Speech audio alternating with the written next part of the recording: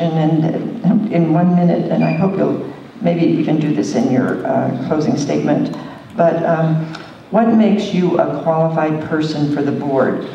And Mr. Riddell, will you start with that? 1 minute. Well, like I've told many people in the past, that you don't really need to have a fire background, but it sure helps. And there again, that's my opinion. It wouldn't be any different than if you had a hydrologist on a water board or a doctor on a hospital board. I mean, it just gives you an insight that helps you make the decisions that need to be made. And there again, even with my background, it took me a while to figure out what was actually going on. So I actually feel for the people that don't have it, because it must be a lot more difficult for them to grasp some of this stuff, where it came pretty easy to me. But having a fire service background, I know how a fire department is supposed to work. I know in particular how a fire district is supposed to operate. And what's been going on with CAL FIRE, I've been very disappointed. I think they have the ability to do. Thank you. Mr. Alifano. A community member, like I said in my opening statements, I volunteer quite a bit. I'm a business here in town. My family's in local politics. I want what's best for my community. And one of the things I want is I want local firefighters. We're in an area that, quite frankly, could be cut off. And when we have people that don't live here in the community, that's an issue for me. I know that the chief complains quite often about callbacks or getting people to come back and cover shifts. It's an issue when you have to hold people away from their families, especially when they don't live here.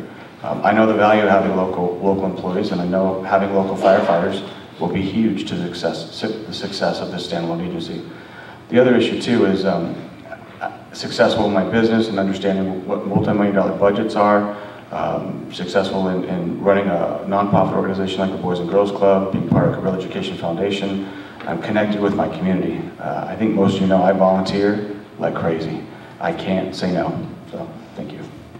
Thank you. Mr.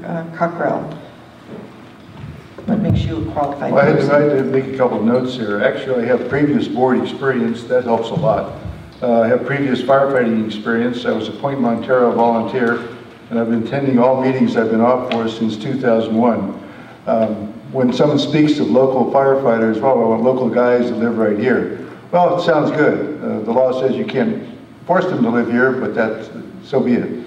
As a matter of fact, back when we had our standalone local fire department, we had people living as far away as Idaho and Utah.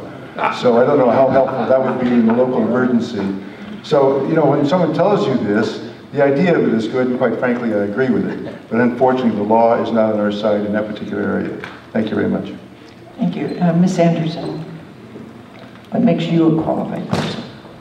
For many years, I was a contract administrator for the County of San Diego.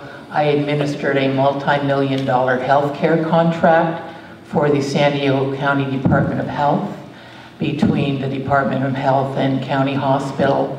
I was not only responsible for negotiating the contract, I was responsible for overseeing it, making sure that the hospital wasn't sneaking patients through on us that they shouldn't have been.